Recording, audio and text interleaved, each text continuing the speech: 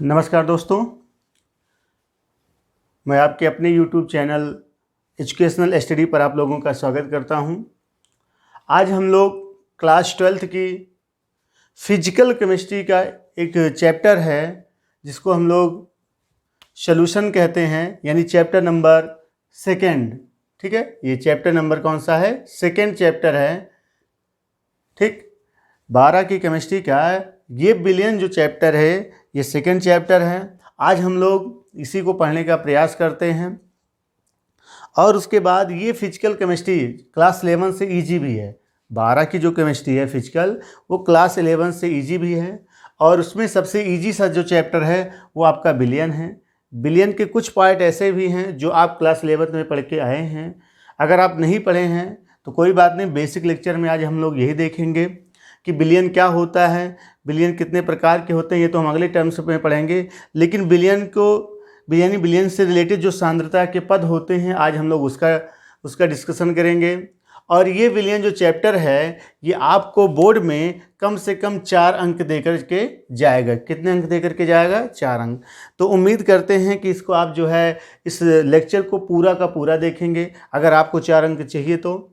ठीक है, तो आइए शुरू करते हैं। तो सबसे पहले हम लोग समझते हैं कि बिलियन क्या होता है। देखिए, क्लास 11th में आप पढ़े होंगे मिश्रण। सबसे पहले क्या पढ़े हैं? मिश्रण। ठीक है, जिसको हम लोग कहते हैं मिक्सचर। ठीक है, तो मिक्सचर क्या होता है?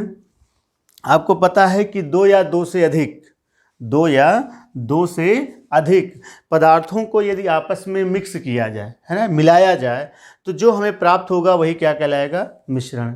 समझ में आया? हमने क्या कहा कि हमारे पास 2 या 2 से अधिक अगर कोई पदार्थ हैं और उनको आपस में मिला दें तो जो हमें प्राप्त होगा उसी को हम लोग क्या कहते हैं? मिश्रण। ठीक है, अब यहाँ पर जो मिश्रण है वो कितने प्रकार के होते हैं? 2। फिर से सुन लीजिए, 2 या 2 से अधिक पदार्थों को आपस में मिलाने पर प्राप्त जो नया पदार्थ है वही क्या कहलाता है? मिश्रण कहलाता है। मिश्रण को कितने भागों में डिवाइड किया गया है? 2 भागों में। ठीक है, कितने भागों में? 2 भागों में। कौन सा? पहला है एक समांगी मिश्रण। ठीक है, समांगी मिश्रण। और दूसरा है आपका विषमांगी मिश्रण। दूसरा आपका कौन सा है? विषमांगी मिश्रण। ठीक है, homogeneous mixture and heterogeneous mixture. तो समांगी मिश्रण का ही एक पार्ट है आपका विलयन। ठीक है, समांगी मिश्रण का ही पार्ट है आपका क्या है? विलयन। ठीक है, तो समझ में आ गया क्या है? फिर सुन लीजिए, हमने क्या कहा कि 2 या 2 से अधिक पदार्थों को यदि आपस में मिलाएंगे तो उससे जो हमें नया पदार्थ प्राप्त होगा उसी को हम लोग क्या कह सकते हैं? मिक्सचर, यानी मिश्रण। ठीक है, मिश्रण 2 प्रकार के हो सकते हैं, एक समांगी मिश्रण और एक विषमांगी मिश्रण। समांगी मिश्रण क्या होते हैं इस बात को हम लोग समझ लेते हैं। समांगी, देखो नाम से ही स्पष्ट है। समांगी कहने का मतलब क्या है कि अगर हम कोई कंटेनर लें, कोई क्या ले लें? कंटेनर, और इस कंटेनर में, ठीक है, 2 पदार्थ को मिलाए। कितने पदार्थों को? 2 पदार्थों को। जैसे ये मान लीजिए ये आपका क्या है? वाटर। ये क्या है? वाटर। ठीक है, और इसी में हम क्या डाल दें? इसमें NaCl। ठीक है, क्या डाल दें? NaCl। तो आप देखेंगे कि NaCl कुछ देर बाद इसी वाटर में क्या हो जाएगा? डिसॉल्व हो जाएगा। ठीक है, घुल जाएगा और घुलने के बाद ये नमक हमें इसमें दिखाई नहीं देगा। तो यहाँ पर ध्यान सुनिएगा, यहाँ पर जो मिक्सचर हमें प्राप्त हुआ वही आपका क्या कहलाएगा? विलयन कहलाएगा। और ऐसे मिक्सचर को हम समांगी मिश्रण भी कहते हैं। ठीक है, और इसी को हम विलयन भी कह सकते हैं। बात समझ में आ गया? इसी को हम समांगी मिश्रण भी कह सकते हैं और इसी को हम लोग क्या कहते हैं? विलयन भी कह सकते हैं। अच्छा, विषमांगी मिश्रण क्या होता है? विषमांगी मिश्रण में 2 पदार्थों को तो आपस में मिलाएं, 2 पदार्थों को आपस में मिलाएं, लेकिन वो दोनों आपस में मिले ना। ठीक है ना, यानी उनको हम क्या कर सकते हैं? बाद में अलग अलग कर सकते हैं। तो ऐसे पदार्थों को हम लोग क्या नाम दे देते हैं? विषमांगी, यानी ऐसे मिश्रण को हम लोग क्या नाम देते हैं? विषमांगी मिश्रण। जैसे, ठीक है, जैसे यहाँ पर हम लोग बात कर लें, यहाँ पर मान लीजिए ये क्या है आपका? जल हो गया। ये क्या हो गया? जल। ठीक है, अब इसमें आप ला करके क्या डाल दीजिए? क्ले। क्ले मीन्स होता है मिट्टी, ठीक है। अगर आप इसमें आप क्ले डाल देंगे, मिट्टी डाल देंगे, तो क्या होगा, इसमें ये मिट्टी घुलेगा नहीं, ठीक है। तो ऐसे मिश्रण को हम लोग क्या नाम देते हैं, बिस्मांगी मिश्रण। क्लियर हो गया। तो सबसे पहले हम लोग समझते हैं मिक्सचर। मिक्सचर क्या होते हैं, दो या दो से अधिक पदार्थों को आपस में मिलाने पर जो प्राप्त पदार्थ होगा, जो नया पदार्थ हमें प्राप्त होगा, वही क्या कहलाएगा, मिश्रण। मिश्रण कितने प्रकार के होते हैं, दो प्रकार के, समांगी मिश्रण और बिस्मांगी मिश्रण। समांगी मिश्रण हमने बता दिया और बिस्मांगी मिश्रण बता दिया। अब यही समांगी मिश्रण में ही एक पार्ट है आपका विलयन, और इसी को हमें इस चैप्टर में पूरा का पूरा अध्ययन करना है। क्लियर हो गया।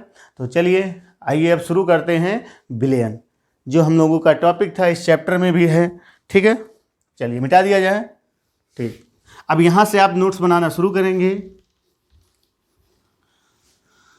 तो सबसे पहले हेडिंग लगाते हैं विलयन और समझते हैं इसके एक एक पद को, ठीक है।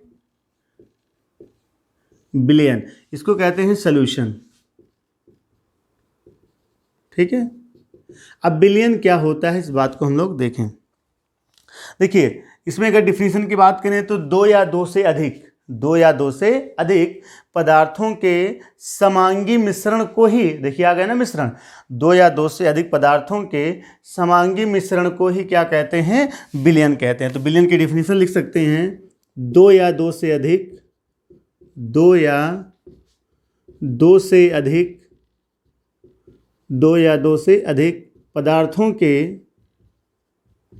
पदार्थों के समांगी मिश्रण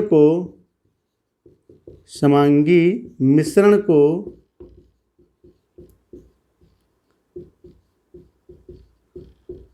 क्या कहते हैं, विलयन कहते हैं, ठीक है। फिर से देख लीजिए, हमने क्या कहा, दो या दो से अधिक पदार्थों के समांगी मिश्रण को क्या कहते हैं, विलयन कहते हैं। अब यहाँ पर समझते हैं हम लोग विलयन के बारे में। देखिए वही एग्जाम्पल यहाँ पर भी, ये क्या है आपका,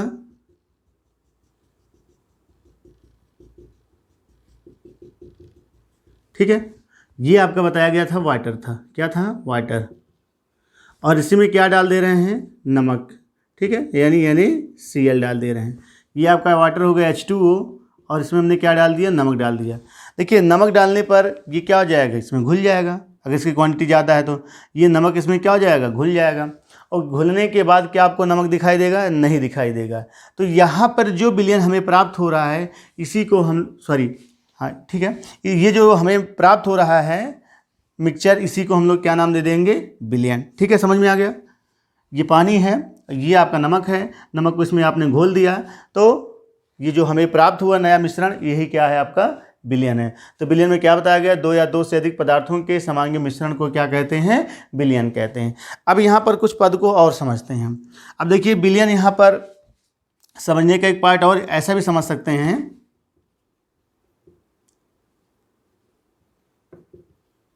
कि अब यहाँ पर देखो, अगर हम विलयन को कहीं से भी, ये अगर विलयन है, ठीक है, तो इसको हम यहाँ से या यहाँ से या यहाँ से कहीं से भी इसकी सांद्रता ज्ञात करें तो वो हमें क्या प्राप्त होगा, सेम आएगा, यानी कि एक समान मिलेगा। मतलब कि अगर आप यहाँ से उठा के इसको टेस्ट करें या यहाँ से उठा के टेस्ट करें, कहीं से भी उठा के टेस्ट करें, तो टेस्ट आपको हर जगह क्या होगा, एक समान होगा। अर्थात यहाँ जो ये मात्रा है घुलने वाली इसके अंदर, वो एक समान रूप से इसमें क्या हो जाएगी, घुल जाएगी। ठीक है, एक समान रूप से क्या हो जाएगी, घुल जाएगी। तो ऐसे ही मिश्रण को हम लोग क्या नाम देते हैं, विलयन नाम देते हैं। ठीक है, समझ में आ रहा है। हमने क्या कहा कि आप अगर ये विलयन है तो आप इसको कहीं से भी थोड़ा सा उठा लीजिए, यहाँ से कहीं से उठा लीजिए, आपको हर जगह इसकी सांद्रता नमक की क्या मिलेगी, एक समान मिलेगी। ठीक है, अच्छा कुछ और बात को समझते हैं।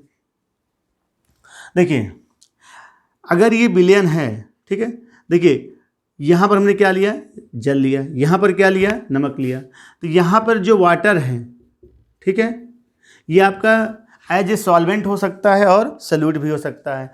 यह कहने का मतलब क्या है कि जो जल है वह आपका वो विलेय भी हो सकता है और विलायक हो सकता है। डिपेंड करता है इनकी क्वांटिटी पर। डिपेंड किस पर करता है, क्वांटिटी पर, यानी मात्रा पर। तो अगर इसमें, इस विलयन में यदि जल की मात्रा ज़्यादा है, देखिए इसमें दो ही तो हैं, ये आपका NaCl और ये आपका वाटर। तो ये जो इन्हीं दोनों को मिलाने से आपका क्या बना है, बिलियन। तो बिलियन दो चीज़ों से मिलके बना होता है। बिलियन कितनी चीज़ों से मिलके बना होता है, दो चीज़ों से, यानी कि किससे किससे, एक आपका जिसकी मात्रा कम वो क्या कहलाता है, विलेय, जिसकी मात्रा ज़्यादा वो आपका विलायक। ठीक है, फिर सुन लीजिए, बिलियन दो पदार्थों से इस मिल करके बना है, जिसकी मात्रा ज़्यादा उसको हम लोग क्या कहते हैं, विलायक, जिसकी मात्रा कम उसे क्या कहते हैं, विलेय। तो बिलियन जो है किससे मिलके बना है, दो पदार्थों से मिलके बना है। ठीक है, अब यहाँ पर वो दो पदार्थ आपके, ये आपका कहलाएगा, इसकी मात्रा यदि कम है ये कहलाएगा विलेय, इसकी मात्रा अगर ज़्यादा है तो ये क्या कहलाएगा, विलायक। तो बिलियन किससे मिलके बना होता है, ठीक है, विलेय प्लस विलायक। क्लियर हो गया, विलेय प्लस विलायक। तो बिलियन में दो टर्म होते हैं, एक होता है विलेय, एक होता है विलायक। विलेय और विलायक से मिलके क्या बनता है, बिलियन। ये आपका होता है, इसको इंग्लिश में कहते हैं सॉल्यूट, सॉल्वेंट और सॉल्यूशन। ठीक है, क्लियर हो गया। अच्छा, एक बात और हम लोग समझ सकते हैं, सॉल्यूशन के ऐसे भी समझ सकते हैं, ठीक है, सॉल्यूशन को हम ऐसे भी समझ सकते हैं कि अगर सॉल्यूशन है तो सॉल्यूशन का जो फिजिकल प्रॉपर्टीज होती है, यानी कह सकते हैं जो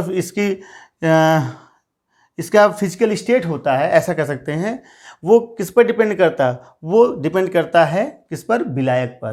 कहने का मतलब क्या है कि अगर ये बिलियन है तो बिलियन की जो फिजिकल स्टेट होगी वो किस पर, वो किस तरह होगी, विलायक की तरह होगी। कहने का मतलब क्या है कि ये नमक है और ये क्या है, पानी, नमक इसमें घुल गया तो जो आपका बिलियन दिखाई पड़ेगा वो किसकी तरह दिखाई पड़ेगा, जल की तरह दिखाई पड़ेगा। ठीक है, किसकी तरह दिखाई पड़ेगा, जल की तरह।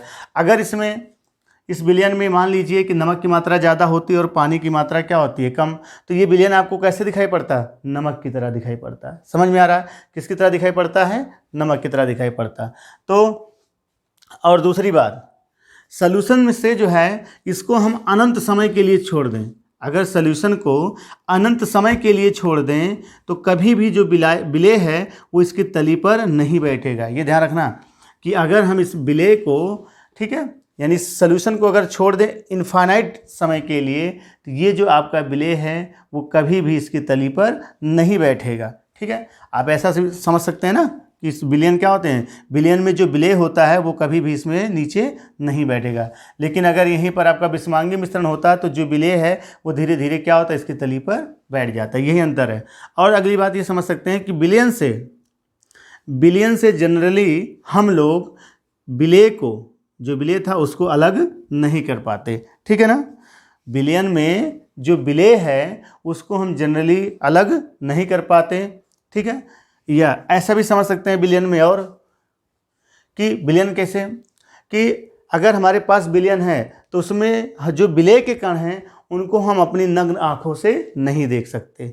ठीक है, जो बिलियन है उसको हम अपनी नग्न आँखों, बिलियन में जो विलेय के कण हैं उनको हम अपनी नग्न आँखों से नहीं देख सकते। ठीक है, तो फिर समझ लेते हैं बिलियन क्या है। बिलियन दो या दो से अधिक पदार्थों के जो समांगी मिश्रण है उसी को क्या कहते हैं, बिलियन कहते हैं।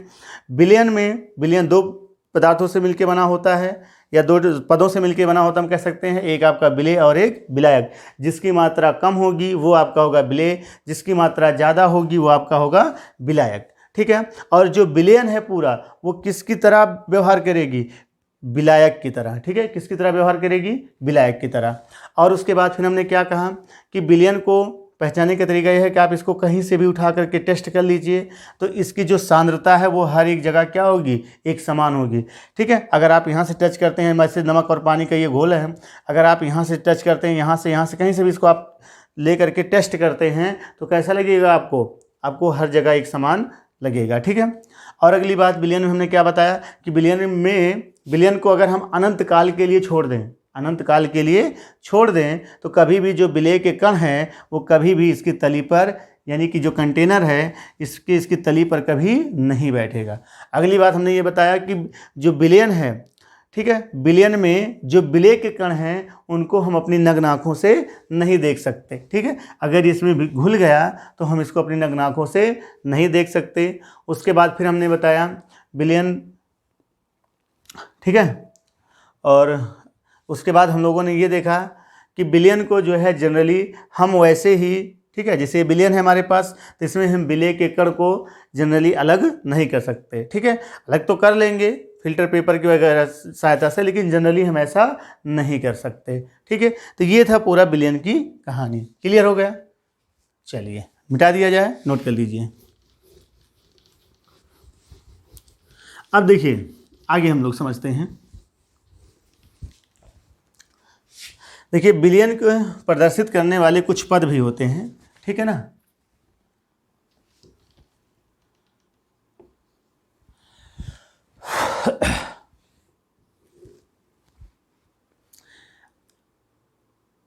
अगला हमारा आता है कंसंट्रेशन टर्म, ठीक है ना, यानी सांद्रता पद। जैसा जान सकते हैं सांद्रता पद, ठीक है।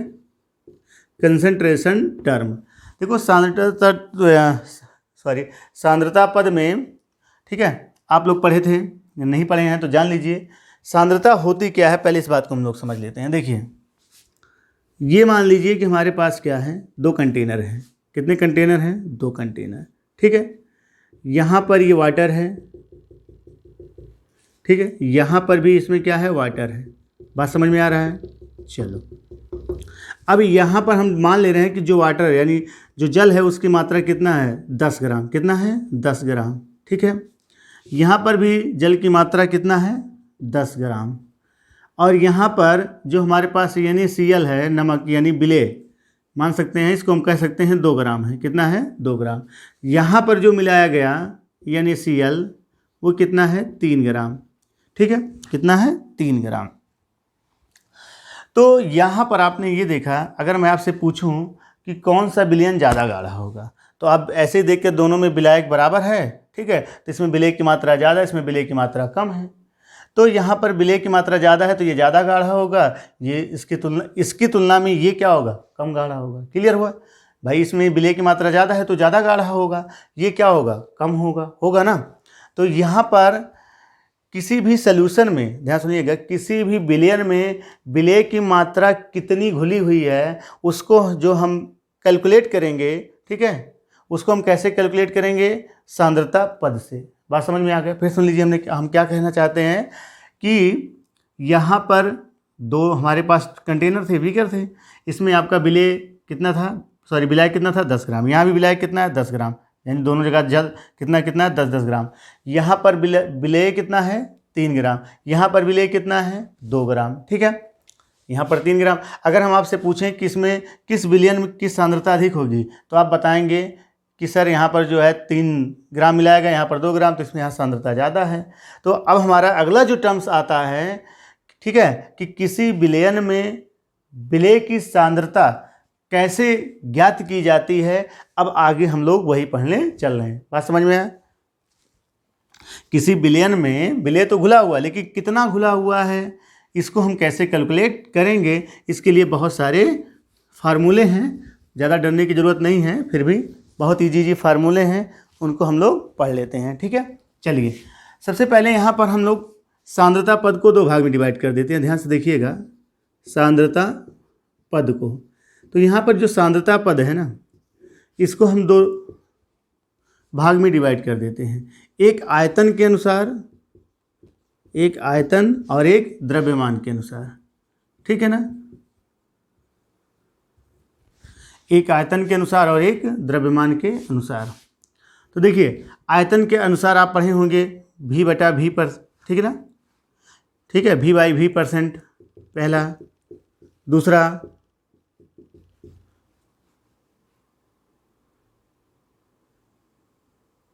W/V%, और तीसरा आप पढ़े होंगे मोलरता, ठीक है, मोलरता। चौथा पढ़े होंगे V/W%, ठीक है, ये आप पढ़े होंगे। और इसमें द्रव्यमान में आप पढ़े होंगे पहला आपका मोललता। इसमें एक पद और आप पढ़े होंगे नॉर्मलता, ठीक है, नॉर्मलता। इसमें मोललता।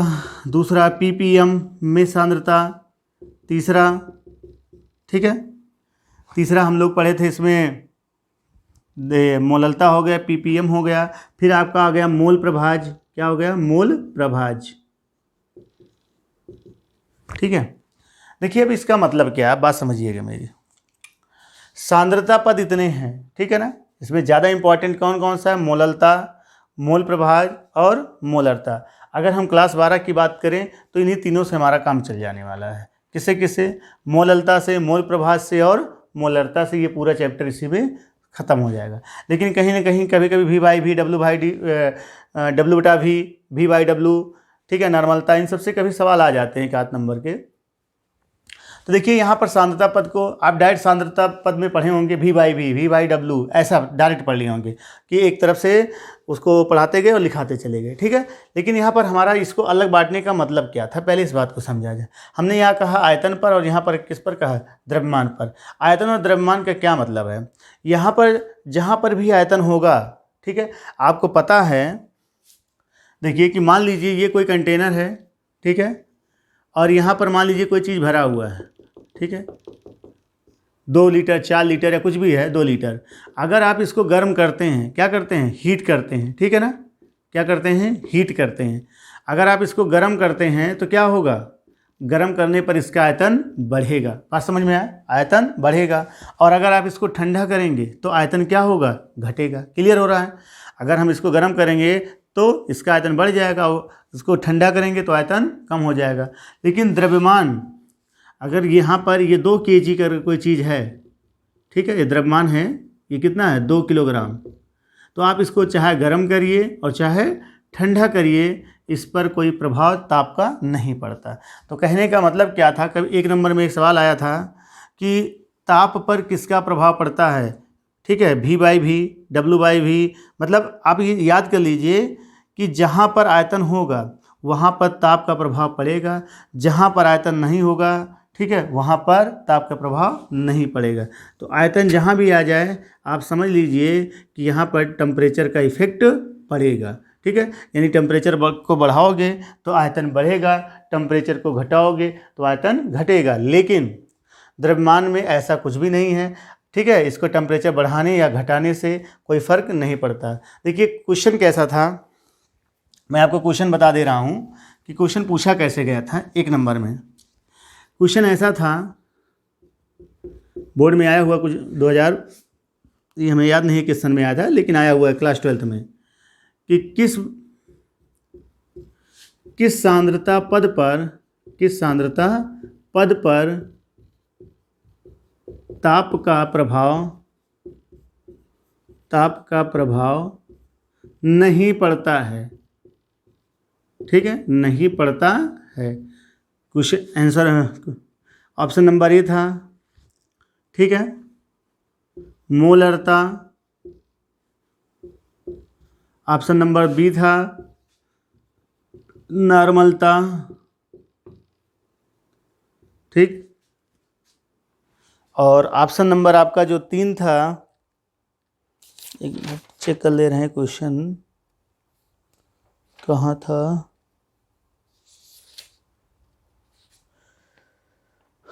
मोलरता हो गया,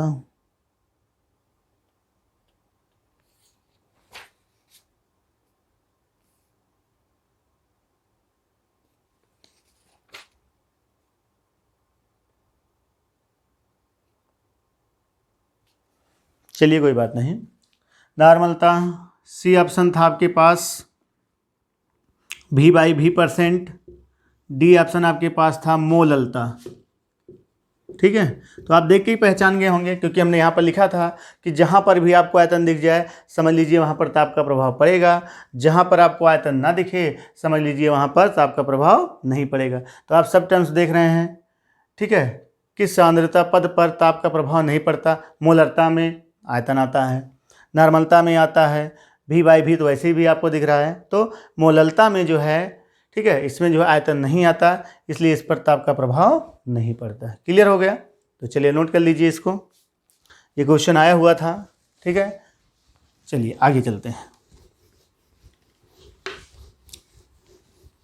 अब सांद्रता पद समझ में आया क्या है? सांद्रता पद का मतलब यही हुआ कि किसी विलयन में विलेय की कितनी मात्रा घुली हुई है। फिर सुन लीजिए, किसी विलयन में विलेय की कितनी मात्रा उपस्थिति है, ठीक है, उपस्थित है, उसी का कैलकुलेशन अब हम लोग करने चल रहे हैं। फिर तो ठीक है ना। अब जो है इसमें सबसे पहला टर्म्स जो आपका आता है नंबर 1, आयतन बटा आयतन प्रतिशत। आयतन बटा आयतन प्रतिशत, ठीक है, इसको ऐसा कहते हैं V/V%, ठीक ना, V/V%, ठीक है। चलिए इसमें देखते हैं सबसे पहले आयतन बटा आयतन प्रतिशत। तो आयतन बटा आयतन प्रतिशत क्या है कि अगर मान लीजिए हमारे पास यहाँ पर कोई कंटेनर है, क्या कोई कंटेनर, इसमें क्या भरा हुआ है, बिलियन, क्या भरा हुआ है, बिलियन, ठीक है। अब यहाँ पर बिलियन तो भरा है, तो बिलियन में आपका क्या है, एक विलेय है, ठीक है, और दूसरा क्या है आपका विलायक, ठीक, एक विलेय है और एक क्या है, विलायक, ठीक है। दोनों को मिलाकर के क्या बना है, बिलियन। तो आयतन बटा आयतन प्रतिशत का मतलब आप देख रहे हैं आयतन बटा आयतन, यानी जो विलेय है वो भी आयतन हो, ठीक है, वो किस में हो, लीटर में, जो आपका विलायक है वो भी किस में हो, लीटर में। तो आयतन बटा आयतन प्रतिशत का क्या मतलब हुआ कि यहाँ पर इसको V/V%, V/V% बराबर होता है विलेय, ठीक है, विलेय का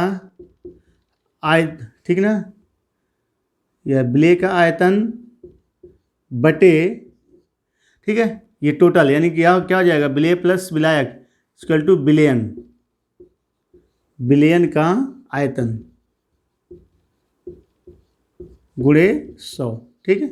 ये आप नोट कर लीजिए, ये है V/V%, ठीक है ना, आयतन बटा आयतन प्रतिशत V/V%, ठीक है। ये होता है, हमने क्या कहा कि बिलियन है, इसमें विलेय का कितना आयतन घुला हुआ है वो बटे इस बिलियन में उसके बिलियन का आयतन कितना है वो गुणे 100, ठीक है, नोट कर लीजिए।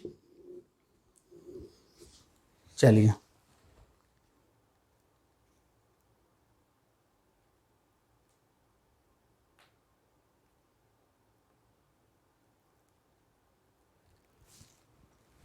नोट हो गया। चलिए अब इसमें एक क्वेश्चन समझते हैं, जैसे इस क्या कैसे देगा, कहेगा कि 10%, ठीक है, 10%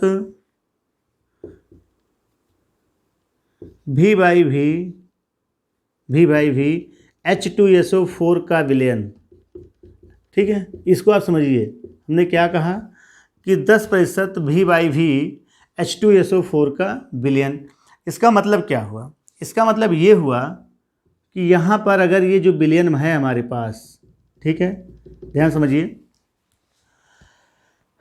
10% V/V H2SO4 का विलयन है, कोई विलयन बनाया गया है, वो कितना 10% V/V, ठीक है ना, H2SO4 का विलयन। इसका मतलब ये हुआ कि ये जो हमारे पास विलयन है, ठीक है, इसमें देखिए 10%, और 10% क्या होगा, H2SO4, यानी यहाँ पर जो H2SO4 की मात्रा है, H2SO4, ठीक है, इसकी मात्रा कितनी है, 10 ग्राम, ठीक है, या 10 ml आप लिख दीजिए, क्योंकि आयतन बटा आयतन है, ये कितना है, 10 ml। और जो हमारे पास बिलियन है, बिलियन तो भाई कितना लिया जाएगा, 100 लिया जाएगा, बिलियन कितना है, 100 ml।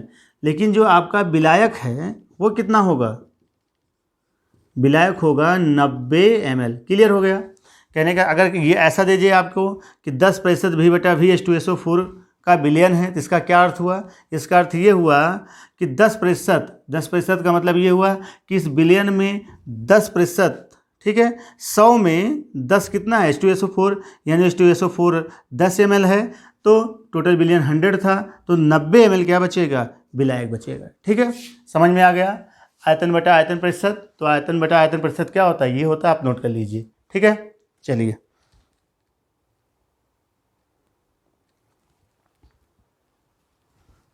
नोट हो गया। चलिए अगला चलते हैं आयतन के पदों में, ठीक है, मिटा दिया जाए इसको। चलिए दूसरा टर्म्स आता है आपका,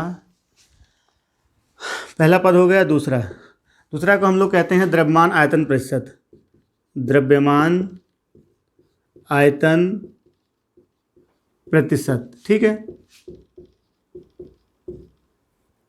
इसको देखिए द्रव्यमान आयतन, इसको W/V% भी बोल सकते हैं, क्या बोल सकते हैं, W/V%, ठीक है ना, देख रहे हैं रिकॉर्ड हो रहा है, ठीक है। तो क्या बोल सकते हैं इसको, W/V%। इसका क्या मतलब हुआ, देखिए इसका पहले अर्थ समझते हैं। यहाँ पर कोई हमारे पास बिलियन है, क्या है हमारे पास, बिलियन, ठीक है। अब इस बिलियन में जो बिले है, देखिए ये ऊपर वाला बिले होता है हमेशा, ये वाला विलायक, ठीक है, या सॉरी ये कह सकते हैं बिलियन। यहाँ पर ये जो पहला टर्म्स है ये आपका बिले, ये वाला नीचे वाला क्या है, बिलियन की कुल मात्रा। तो यहाँ पर जो बिले है वो किस में लिया जाएगा, ग्राम में। जो बिलियन है वो किस में रहेगा, आयतन में, ठीक है ना, किस में रहेगा, आयतन में भी, ठीक है। तो यहाँ पर हम लोग कह सकते हैं द्रव्यमान आयतन प्रतिशत कैसे निकालेंगे, कि यहाँ पर कहने का मतलब ये है कि कितने लीटर में बिले की कितनी मात्रा घुली है, उसको हम कैसे कैलकुलेट करेंगे। फिर सुनिए, कितने लीटर बिलियन में, ठीक है ना, या कितने ml बिलियन में बिले की कितनी मात्रा घुली हुई है, उसको हम लोग याद करते हैं W/V% से। तो यहाँ पर हम लिख सकते हैं W/V% बराबर क्या हो जाएगा, ये W क्या है, बिले की मात्रा, बिले की मात्रा बटे बिलियन का आयतन, क्योंकि यहाँ पर देख रहे हैं ना V में है, तो बिलियन का आयतन, और परसेंटेज में है तो ऊपर 1100 से गुणा।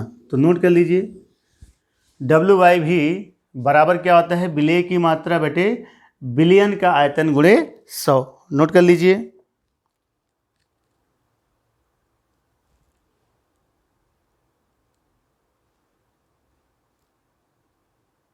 नोट हो गया, चलिए इसको समझते हैं, नोट कर लीजिए।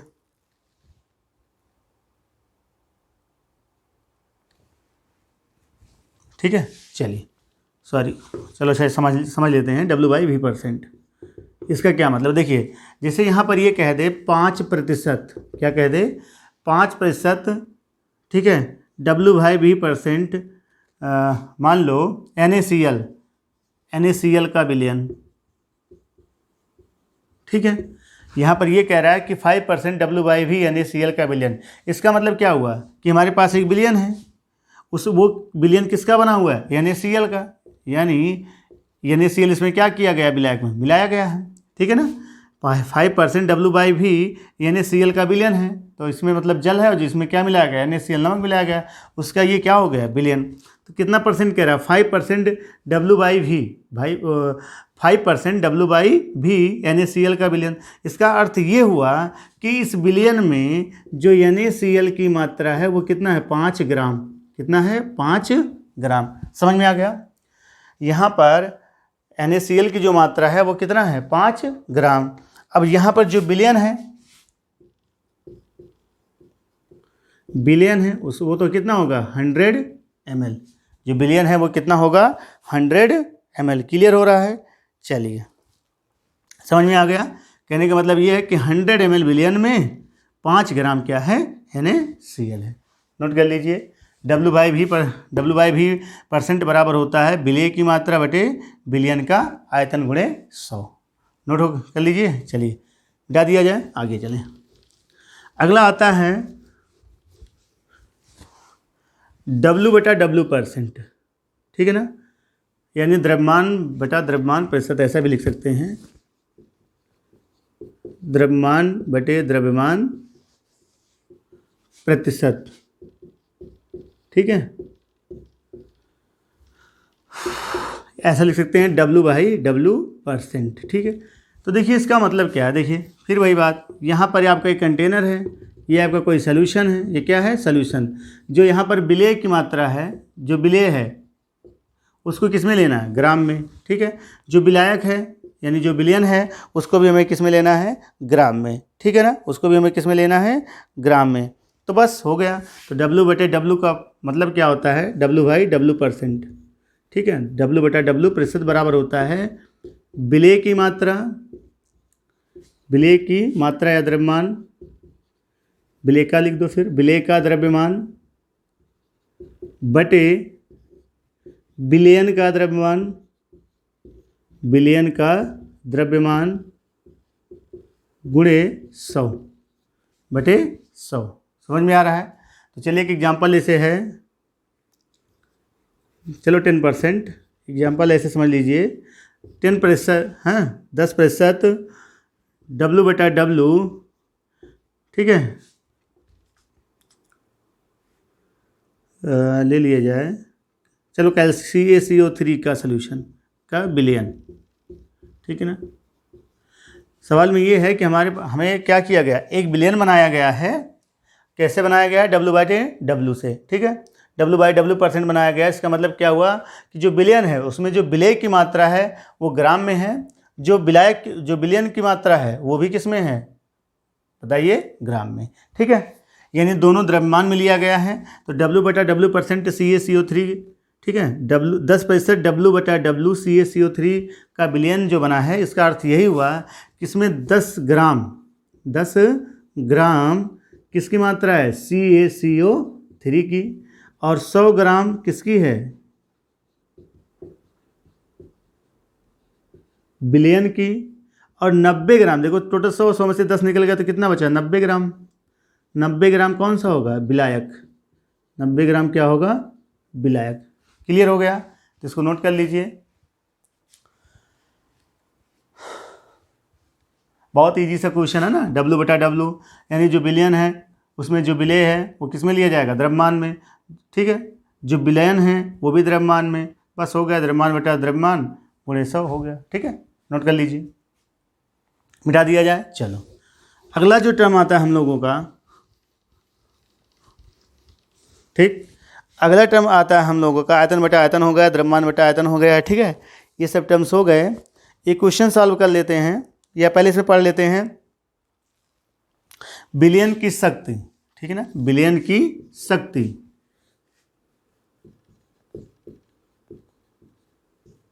बिलियन की शक्ति यानी स्ट्रेंथ ऑफ सॉल्यूशन,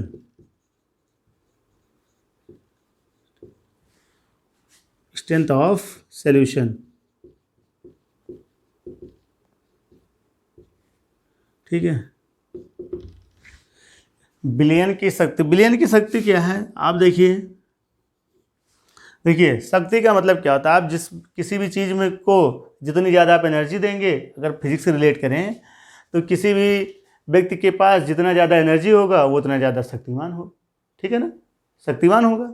वही प्रोसेस यहाँ पर भी है। बिलियन की शक्ति क्या है कि किसी बिलियन में विलेय की जितनी ज़्यादा मात्रा घुली होगी वही क्या कहलाएगा, बिलियन की शक्ति कहलाएगा। तो बिलियन की शक्ति को हम कैसे डिटरमाइन कर सकते हैं बताइए, कैसे डिफाइन कर सकते हैं? डिफाइंड ऐसा कर सकते हैं कि किसी जो है बिलियन में विलेय की जो मात्रा है वही क्या कहलाती है, बिलियन की शक्ति कहलाती है। क्लियर हो गया? ठीक है। तो बिलियन की शक्ति बराबर हम लिख सकते हैं विलेय का आयतन बटे बिलियन का आयतन, ठीक है। या आप ऐसा भी लिख सकते हैं विलेय की मात्रा ग्राम में बटे बिलियन का आयतन लीटर में, ठीक है ना।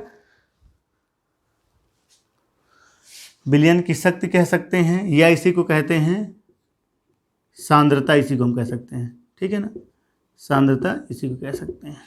चाहे बिलियन की शक्ति कहिए, चाहे बिलियन की क्या कहिए, सांद्रता कहिए। तो हमने क्या बताया, बिलियन की शक्ति या सांद्रता, ये कोई बिलियन है, ठीक है। इस बिलियन में क्या क्या होगा, विलेय होगा और विलायक होगा। इन दोनों को मिला देंगे तो क्या बन जाएगा, बिलियन बन जाएगा। विलेय होगा विलायक, दोनों को मिलाएंगे तो आपस में क्या बन जाएंगे, बिलियन बन जाएंगे। तो बिलियन की शक्ति या सांद्रता क्या होती है, ये होता है विलेय की मात्रा बटे बिलियन का आयतन लीटर में, यानी ग्राम पर लीटर भी इसको बोल सकते हैं, ग्राम पर लीटर, ठीक है। इसको आप ऐसा लिख सकते हैं, शक्ति या सांद्रता, शक्ति या सांद्रता बराबर विलेय की मात्रा, विलेय की मात्रा बटे, ग्राम में लिख दो, बटे बिलियन का आयतन, बिलियन का आयतन, ठीक है। विलेय की मात्रा बटे बिलियन का आयतन है। क्लियर हो गया? ठीक है। ये ग्राम में, इसको लीटर में कर दो। अगर ये ml में रहेगा तो ऊपर 1000 से गुणा कर देंगे।